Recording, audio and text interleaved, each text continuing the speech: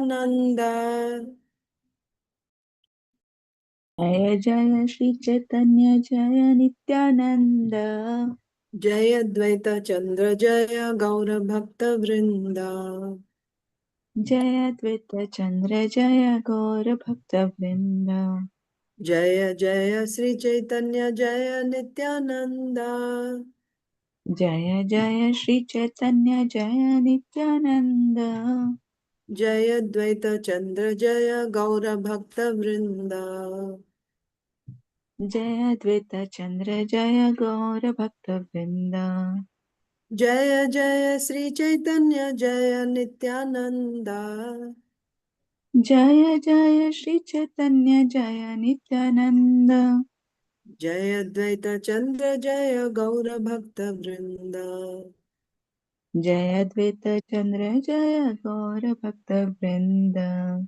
Sri Chaitanya Charitamrita ki Jai. Srila Jai. Krishnadas Kaviraj Goswami ki Jai. Jai. Srila Prabhupada ki Jai. Jai. Samaveta Gaur Bhakta Vrinda ki Jai. Jai.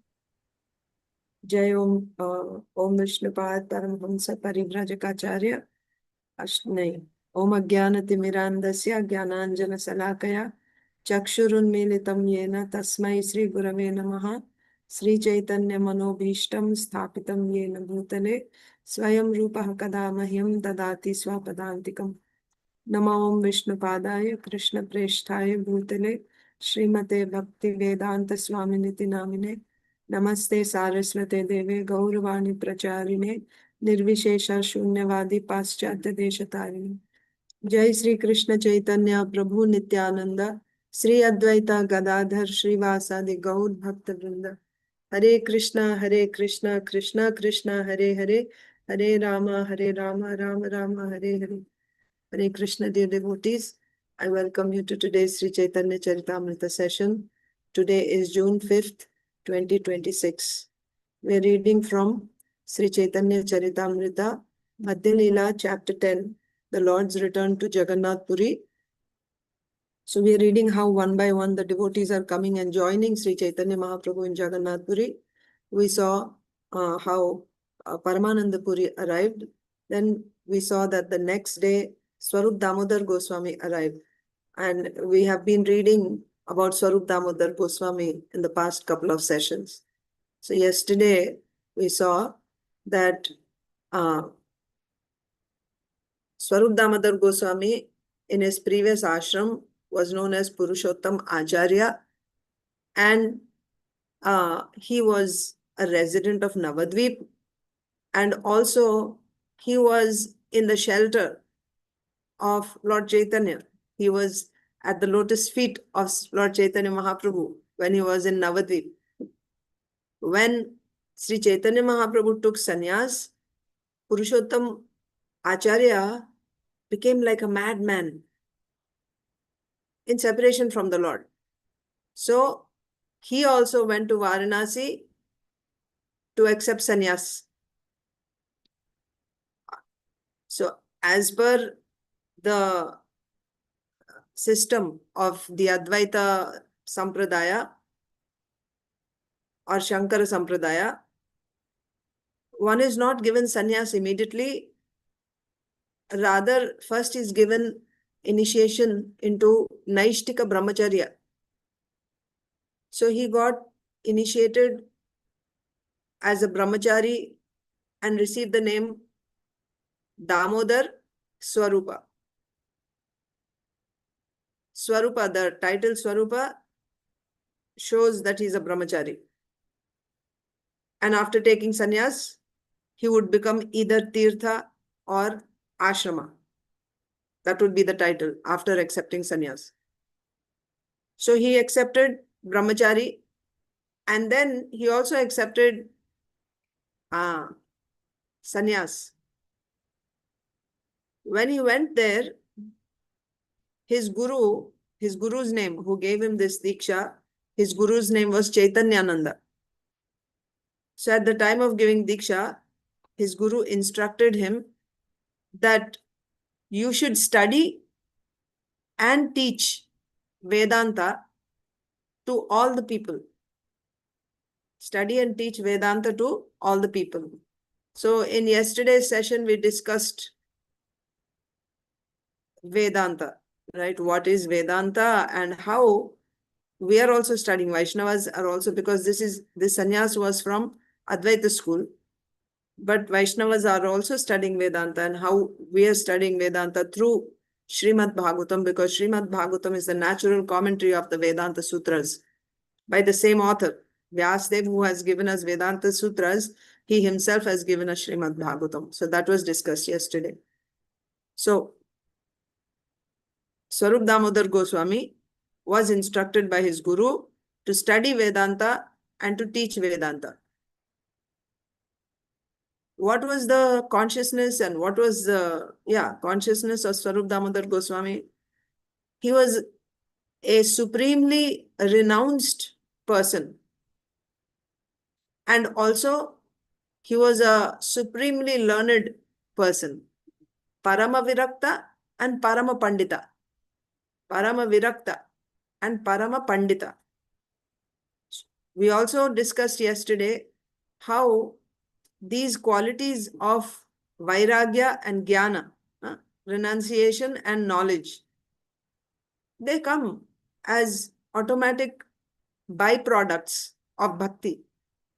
The real result of bhakti is to get prema. But the secondary results that you get by doing bhakti are Jnana and Vairagya. So if one is a great devotee, automatically he will have the qualities of renunciation and learning. And what type of a devotee is Swarup Damodar Goswami? With his body and mind, he is always absorbed. He has taken shelter in the glories of Lord Śrī Kṛṣṇa. Śrī Kṛṣṇa Charita. That means his life, his activities, his pastimes.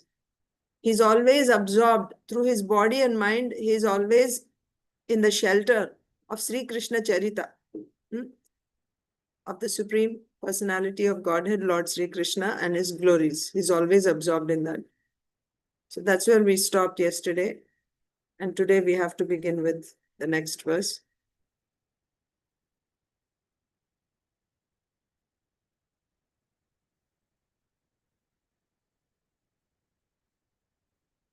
Niścinte Krishna bhajibo eita kāraṇe unmāde karila teho sannyāsa grahaṇe. Niścinte Krishna bhajibo eita kāraṇe. Why he accepted sannyas? Of course, he became mad.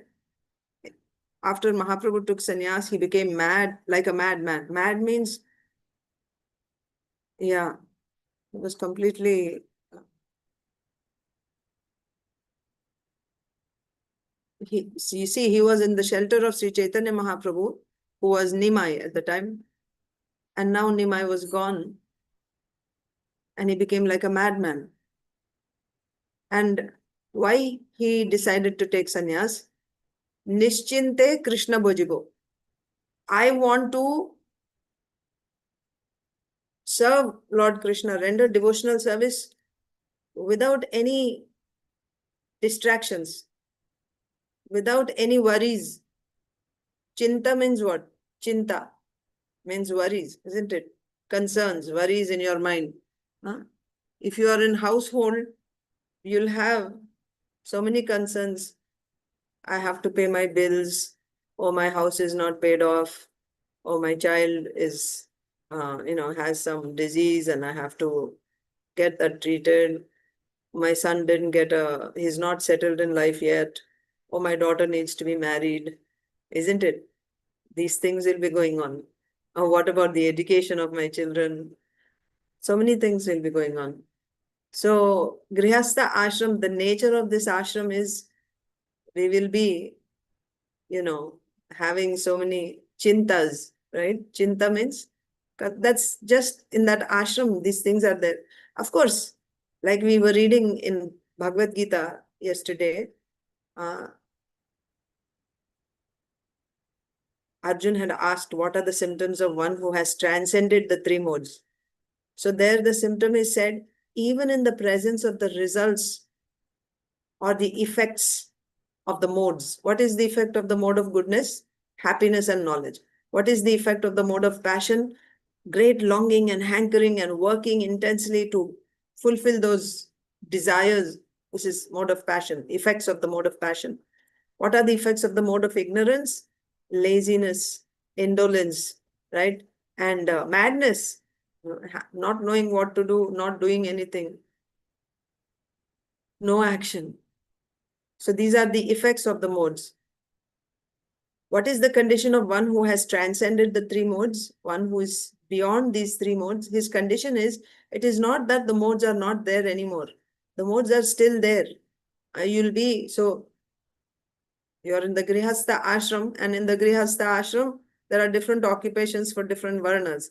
Brahmanas have one occupation, Kshatriya, Vaishya, Shudra. So Brahmanas are in the mode of goodness, Kshatriyas in passion, Vaishyas in mixed modes of passion and ignorance, Shudras in the mode of ignorance. That's how their swabhava, their subtle body is such. That's why, based on their swabhava, they are given this title as Brahman, Kshatriya, Vaishya, Shudra. Guna karma vibhagasha. And again, his karma should be according to his guna, swabhava. Then it's good. He can progress. So, talking about the ashram, in the ashram you will have, ashram means, when you have these material bodies, as long as you have these material bodies, these modes are acting.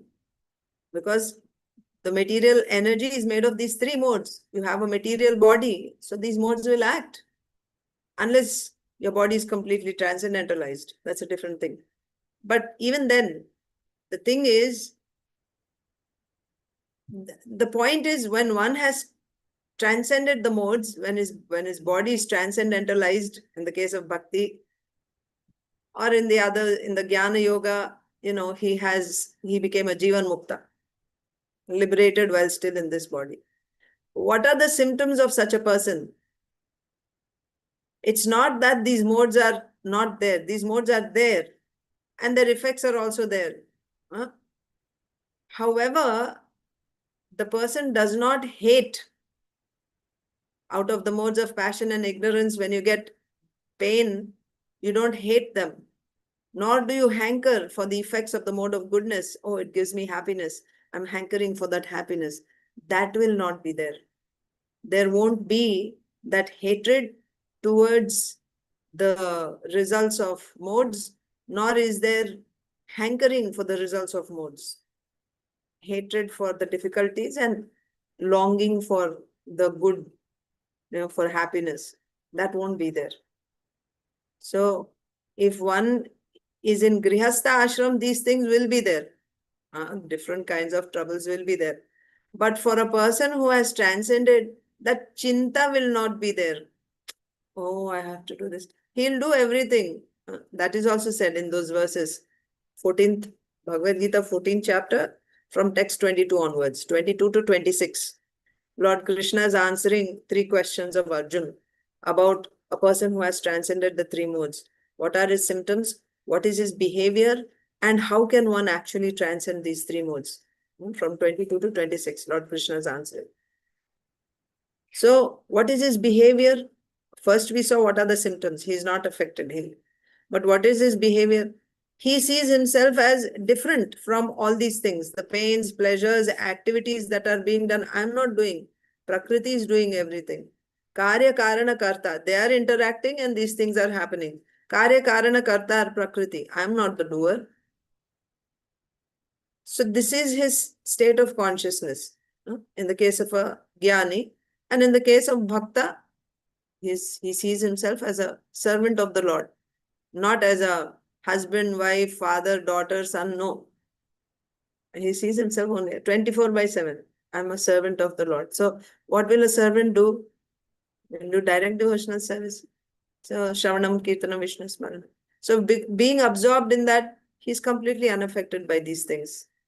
Goodness, passion, ignorance. The whole problem is when you have not transcended, when you didn't get to that stage, then how we should act. Srila Prabhupada gives that also.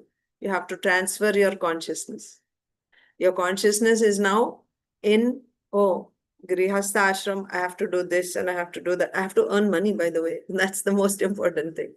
To maintain all this, I need money. For that, I have to work. And, here there are layoffs. I have to find, there's no there's no stability. You don't know when you lose your job.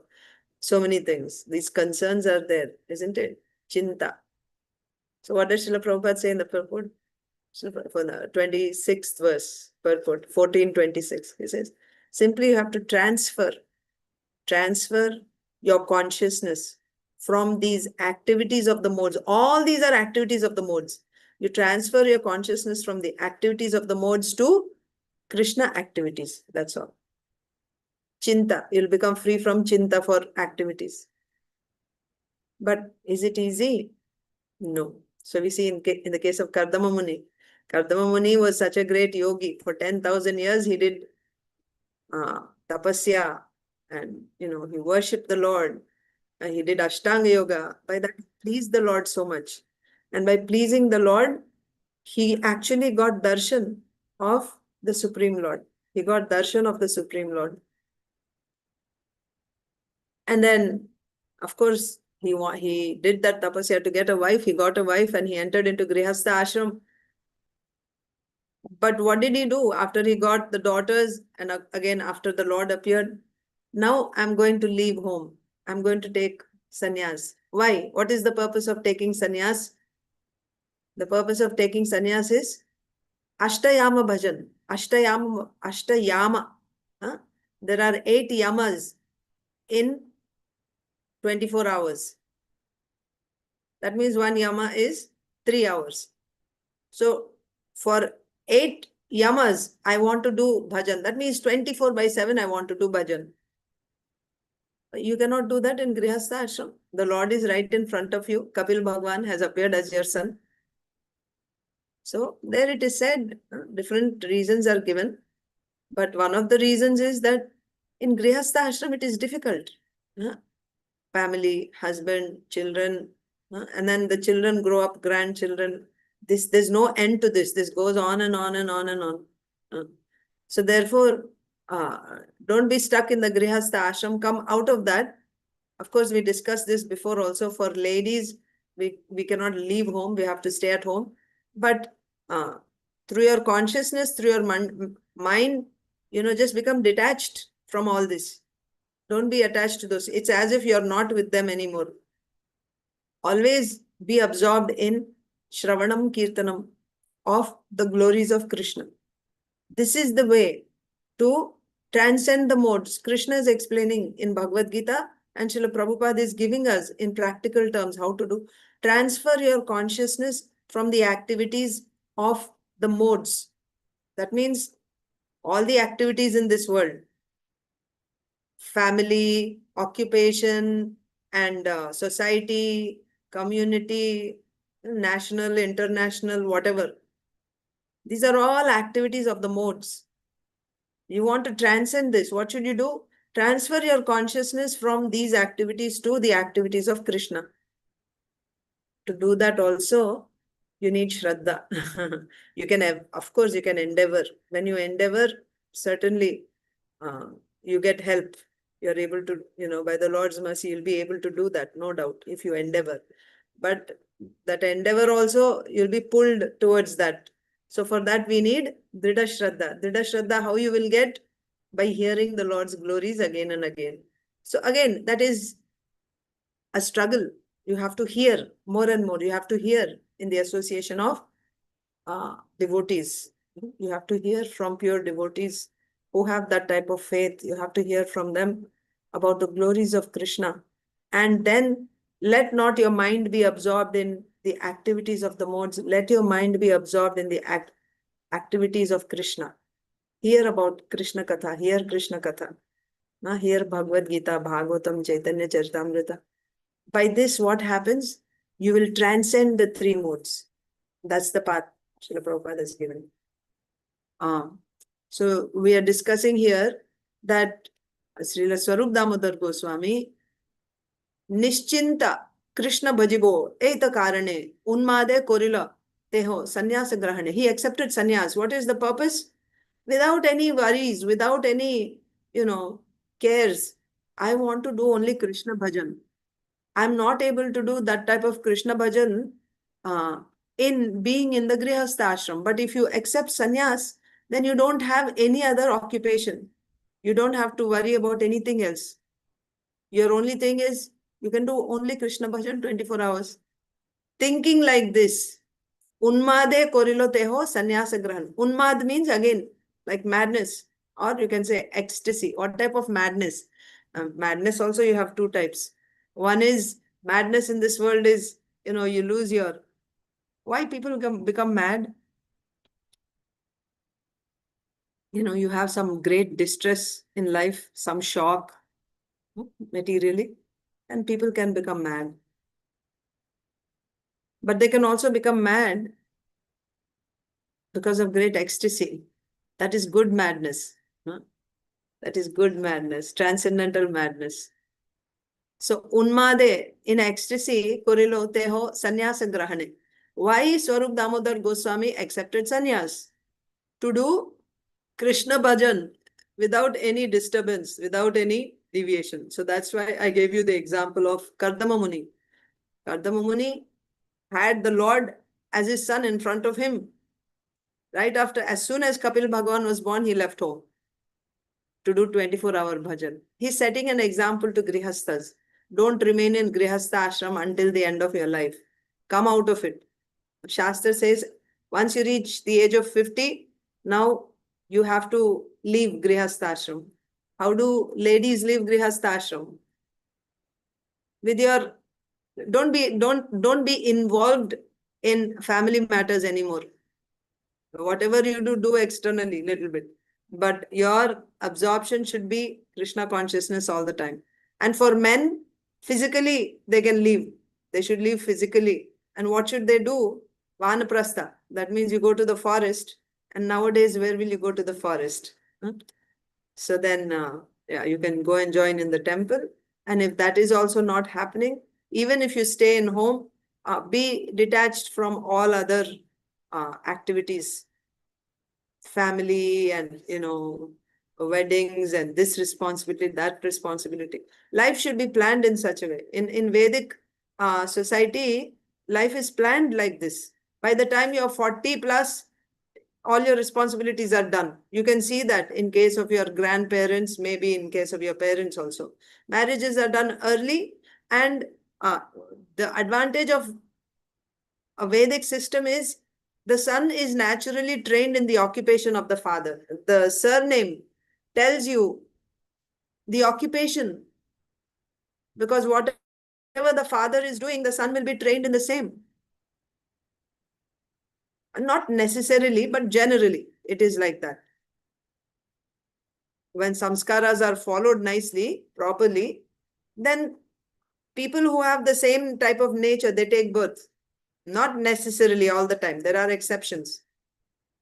There are exceptions, certainly. In spite of being born in a Brahmana family, one may have Kshatriya tendencies. Then he will take up the occupation of Kshatriya. But either way, whatever it is, he's sent to Gurukul at a young age. The boy is sent to Gurukul and he's trained. He's identified. His Varna is identified and he's trained.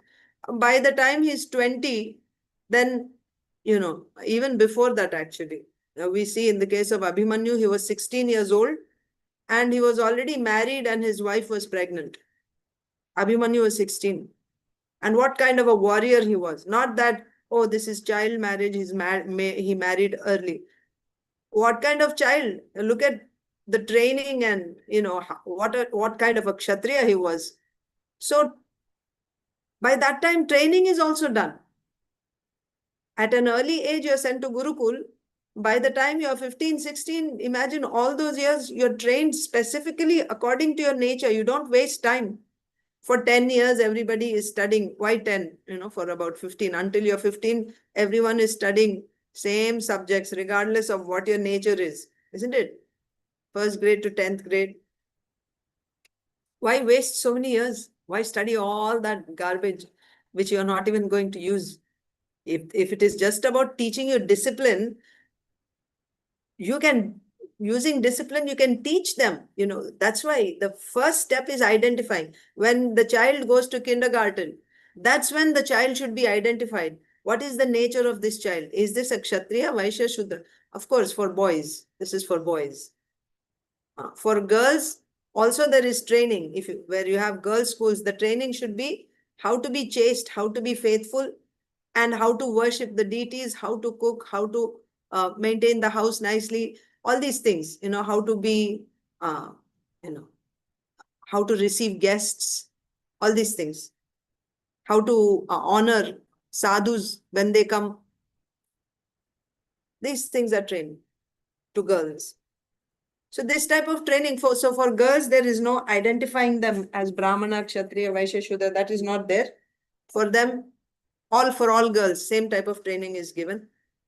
Of course, we know that in a Vedic society, Brahmanas live in a separate colony, Kshatriyas and Vaishyas and Shudras, each person has his own colony. And usually for girls, the training is done in that particular colony. One elderly lady, she will be teaching them. So we know, because all Brahmanas are living together, naturally, the practices of Brahmanas also they will learn from home, from mother and from, father at home. And also whatever they learn from the teacher. That happens. Similarly, Kshatriyas, Vaishyas, Shudras, they will learn. That type of education happens at home. But here, the thing is, life has to be planned in such a way that by the time you're 40, you're ready. You have fulfilled all your responsibilities. You're married, you have your kids, they're grown up, and you have, they also went to Gurukul and they came back also by that time. So now you hand over all responsibilities to the grown-up children, and then you now niścinte Krishna bhajibo, right? Give up everything. Either you are in the house in one corner somewhere, one room, not getting involved in all family affairs and business and everything. You just do 24-hour, you focus on your bhajan. In one puja room, you sit all day, you chant or study Bhagavatam, and you hold classes or something, to the family members morning and evening. And then you just engage in spiritual, devotional activity all day. That's how life should be planned. And it used to be like that. If you see some of the older movies, you will see like that. The elder members, they don't participate in family duties and, all these things. All this Gramya Katha, they don't get involved. They're always there studying Bhagavad Gita, Bhagavatam, chanting, like that. That's how life should be planned. Not that I am 70, in my 70s, and I'm still working for the family, I'm still engaged in business. That's not good. Because family life means chinta will be there. So the plan is, after you finish your duties, until maximum is 50. After 50, leave home. Niścinte Krishna bhajibo eto kāraṇe. So in order to, because that is the goal. At the end of your life, you want to be completely absorbed in Krishna bhajan. Now you're doing your duties, but finally, what is your goal? Where do you want to reach? You want to reach the state where you're constantly 24 hours able to do only Krishna bhajan. Niścinte Krishna bhajibo. So, of course, some people can do it. So, if you are not married, in the case of a boy, you can do that early also. But what is the qualification to do that? You should get Dridha Shraddha. So, therefore, cultivate that Dridha Shraddha now. And then by the time you're 50, if you have that Dridha Shraddha that you're able to do 24-hour bhajan, then you can give up. Karma sannyas, you can give up your karma, no problem. Grihastha, ashram, work, everything you can leave. You won't get any sin. You won't get any sin for doing that. Niścinte Krishna bhajibo eto kāraṇe unmāde karila teho sannyasa grahaṇe. So then, thinking like this, after Mahaprabhu left, this is what happened to Swarup Damodar Goswami. He's thinking now, I want to do only Krishna bhajan 24 hours. For that, I will take sannyas. So in ecstasy, he went to Varanasi to accept sannyas. He was very enthusiastic to worship Śrī Kṛṣṇa without disturbance. And therefore, almost in madness, he accepted the sannyas order. What type of madness? Generally, what do we see? People, why they accept sannyas? Oh, my wife fights with me so much. Or I have so many loans on my head, debts on my head. So I want to get away from this difficulty.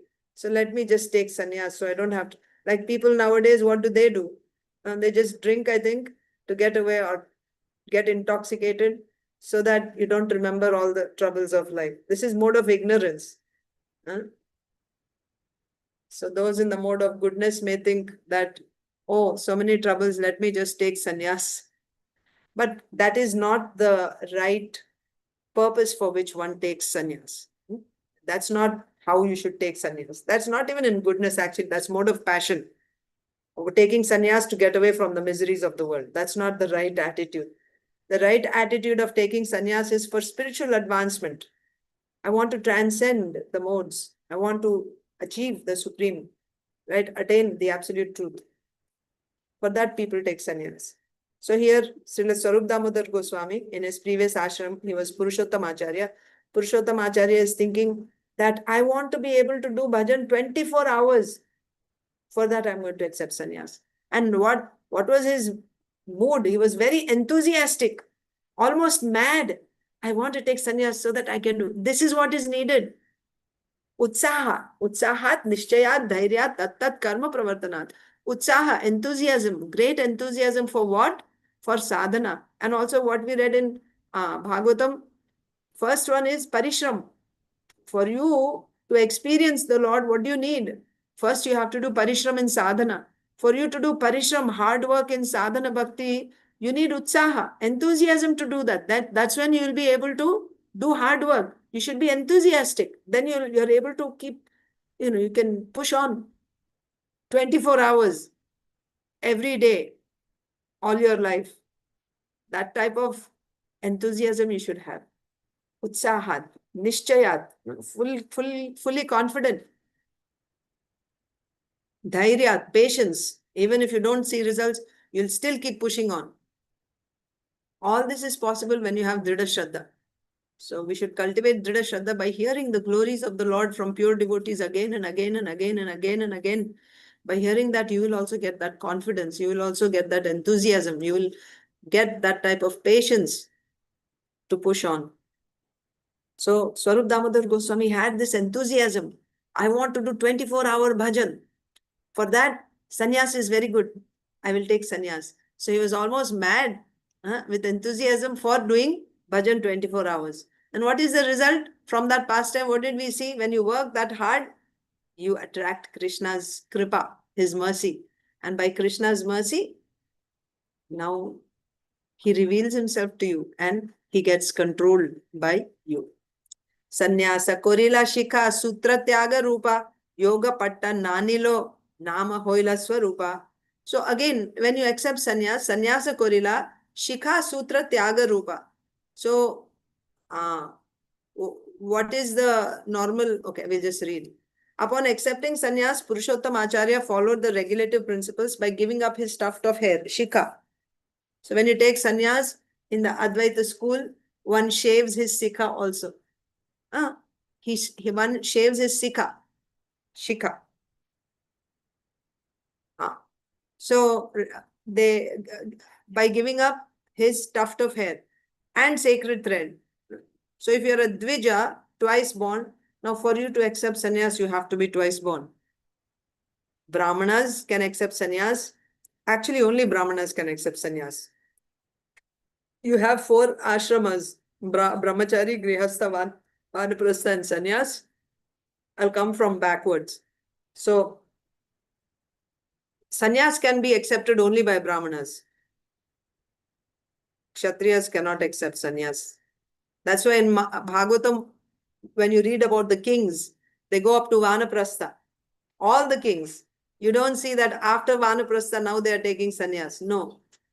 You just think about all the kings.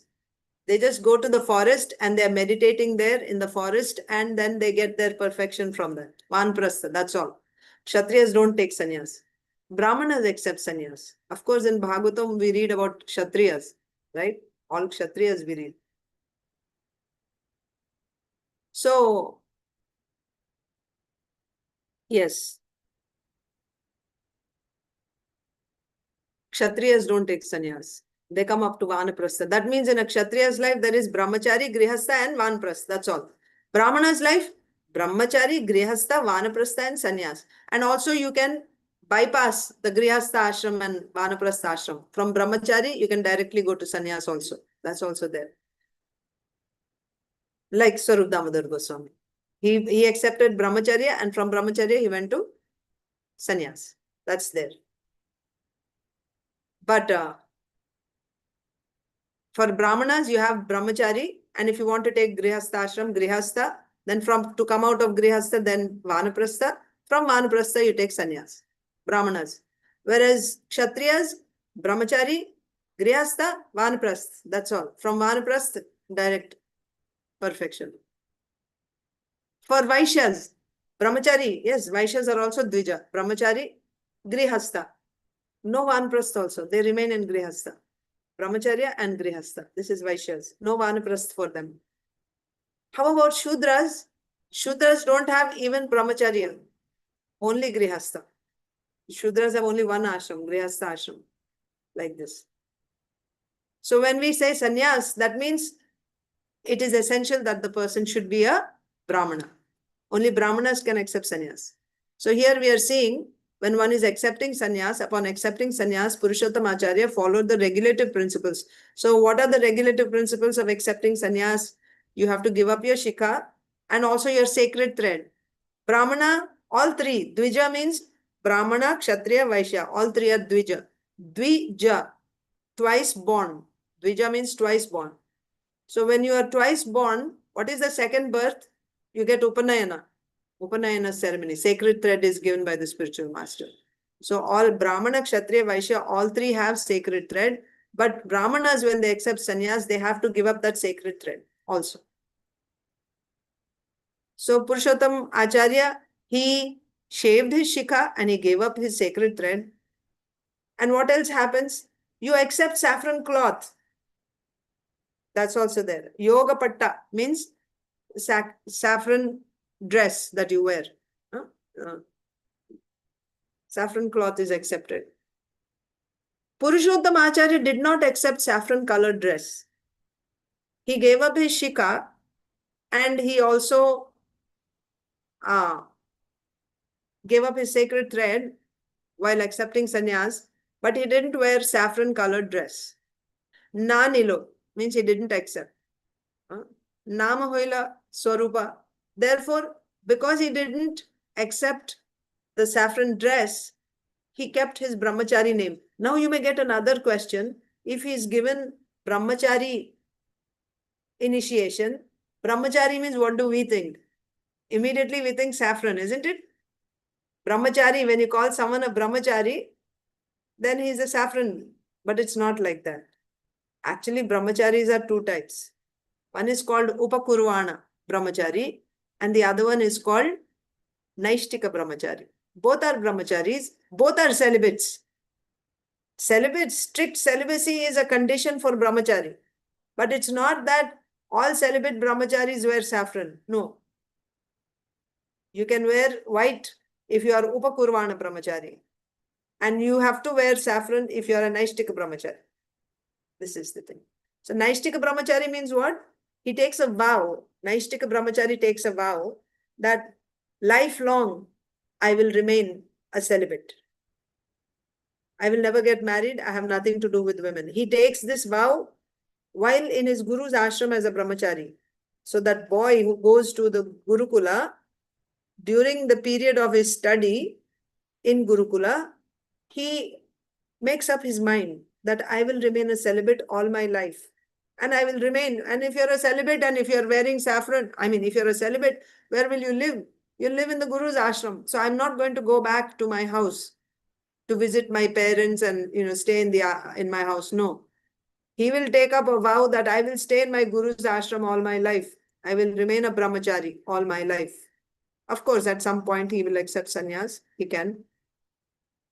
That's called a naiṣṭhika-brahmacārī and he accepts saffron cloth. So wearing saffron cloth means you have taken a lifelong vow. So there's no question of once you accept saffron and then you can go back and become a grihastha. It's not like that. Actually, being a naiṣṭhika-brahmacārī, wearing saffron cloth is almost as good as accepting sannyas. However, there are other brahmacharis in Guru's ashram. They are also celibates, but their vow is that they don't take the vow of lifelong celibacy, but at a certain point, after I complete my education, I will go home and I will accept the responsibilities of a grihastha. What are the responsibilities of a grihastha? Depends on which varna you are. According to that varna, that means Brahmana, Grihastha and Vaishya, all three go to Gurukul as brahmachari. So Vaishya will have to do some, Krishi, Goraksha, Vanijam, agriculture, cow protection and trade. That's taken up by Vaishya. And Kshatriya, he will be a ruler, isn't it? So he has to do that. And when you're grihastha means you have to get married. There's no question of being a grihastha without a wife. No, doesn't work like that. I will work in the world, I will earn money and I will have position and everything, and I won't get married because I want to remain a celibate. No, no, no. This is not right. There is no in between. Either you get married, if you're earning money and all that, you have to get married because you have to be under someone's control. Or you remain in the Guru's ashram. And first of all, for some time we see, in some cases, initially, like in our society, initially, even if they work after joining the temple, if they work for some time, all that money, they bring it and give it to Krishna. But the idea is very soon, that's for a short time. Soon that is also stopped. No working. Full time, only devotional service. That's brahmachari's position. Brahmachari means no other karma or work. No. Full time he is serving Guru in the ashram. Guru's mission. He is pushing Guru's mission. This is brahmachari. And in that also you have UPAKURVANA and naiṣṭhika-brahmacārī. UPAKURVANA means he has not made up his mind to be a lifelong celibate, so he will wear white. He'll wear white. So naturally, when you see people wearing white, the girl's father also will consider, oh, this person has not made up his mind to accept, has not made up his mind to remain a lifelong celibate. So he can approach. Like Swayambhuva Manu approached KARDAMA Muni. KARDAMA Muni was a brahmachari too. He was not married. For 10,000 years, he had done tapasya and, it's a very nice brahmachari. But Swayambhuva Manu approached him, please marry my daughter.